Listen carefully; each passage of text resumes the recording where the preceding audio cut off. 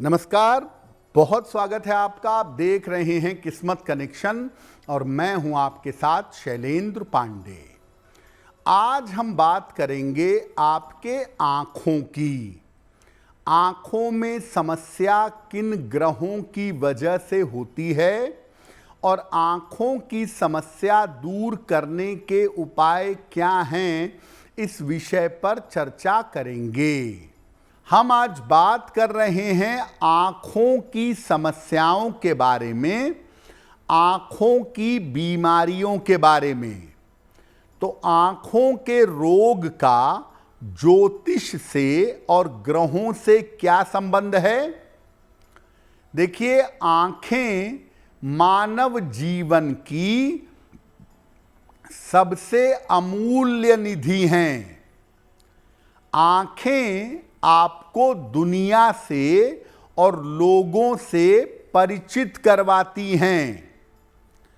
आँखों का संबंध ज्योतिष में दो ग्रहों से सीधा माना जाता है, सूर्य और चंद्रमा। दो ग्रह जो रोशनी देते हैं, सूर्य और चंद्र, यही आँखों की रोशनी भी देते हैं। इसके अलावा कहीं कहीं पर शुक्र को भी नेत्रों से, आँखों से संबंधित माना जाता है। कुंडली का दूसरा भाव और 12वां भाव ये आँखों का होता है और इसमें भी जो दूसरा भाव है वो आँखों को ज्यादा गहराई से प्रभावित करता है। दूसरा भाव और सूर्य ये दाहिनी आंख से संबंध रखते हैं। कुंडली का दूसरा भाव और सूर्य की स्थिति ये आपकी दाहिनी आंख से जुड़े हुए हैं।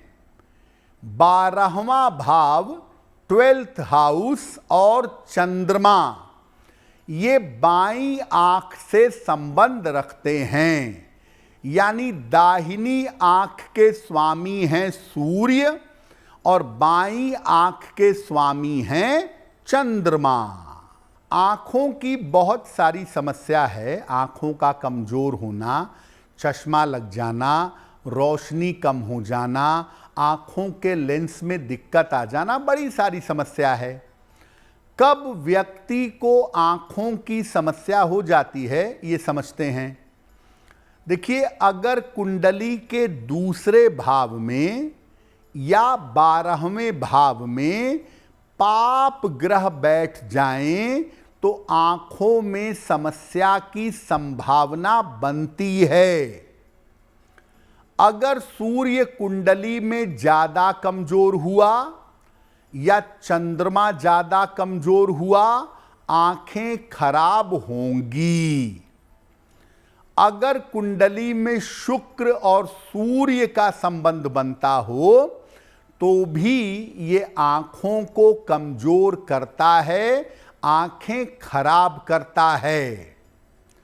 शुक्र अगर ज्यादा कमजोर हो तो कम उम्र से चश्मा लग सकता है, इसकी संभावना बन जाती है।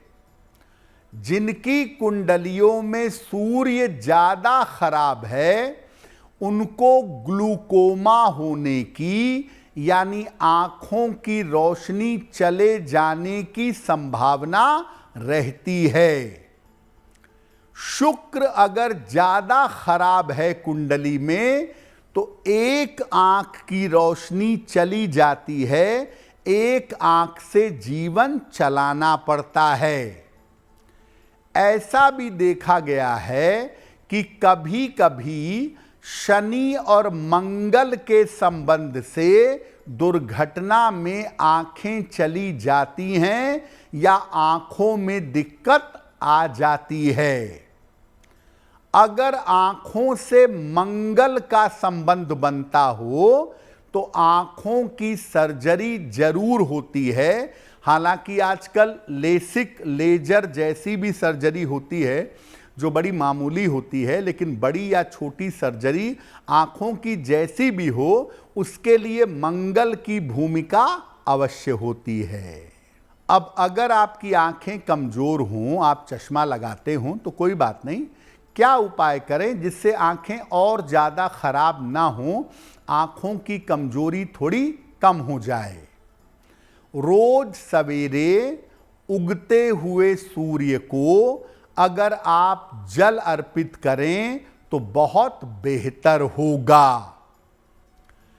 कच्चा गाजर खाएं और हरे फल और हरी सब्जियां सलाद के रूप में प्रयोग करें।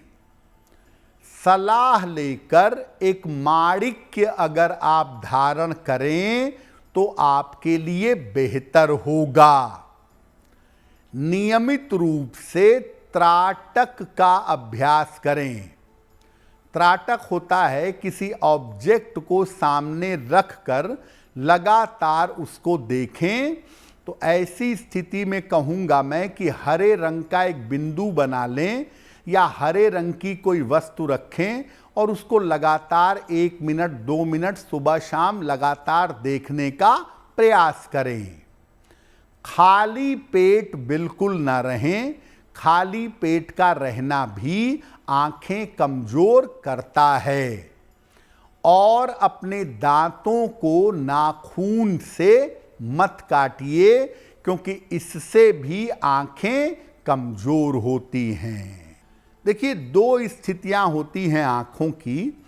एक तो आंखें कमज़ोर हो गई, आपको चश्मा लग गया, सामान्य बात है, उसकी देखभाल करिए, आंखें ठीक रहेंगी। एक स्थिति होती है कि आंखों की रोशनी जाने लगती है और आंखें बिल्कुल धीरे धीरे अंधकार की तरफ चली जाती हैं, ब्लाइंडनेस की तरफ जाती हैं। अगर आंखों में ग्लूकोमा है या आंखों की रोशनी धीरे धीरे जा रही है, तो इसके लिए सर्वाधिक जिम्मेदारी होती है सूर्य की। ऐसी स्थिति में अगर आंखों की रोशनी धीरे धीरे जा रही है तो रोज सुबह शाम चाक्षुषी विद्या का पाठ करिए। चाक्षुषी स्तोत्र या चाक्षुषी विद्या सुबह शाम पढ़िए। अगर आप नहीं पढ़ सकते हैं तो मोबाइल पर लगाकर सुनिए, या आपके परिवार का कोई व्यक्ति आपको पढ़कर चाक्षुषी स्तोत्र या चाक्षुषी विद्या सुनाएगा और आप प्रार्थना करते रहिए चाक्षुषी स्तोत्र सुनकर कि आपकी आंखों की रोशनी स्थिर रहे। तो बहुत संभावना बन जाएगी कि आपके आंखों की रोशनी पूरी तरह से नहीं जाएगी। अगर आप मुझसे जुड़ करके अपनी समस्याओं का समाधान चाहते हैं और चाहते हैं कि आपकी समस्याओं को ज्योतिष के माध्यम से सुलझाया जाए, तो आप हमसे संपर्क कर सकते हैं, जुड़ सकते हैं एस्ट्रो तक पर।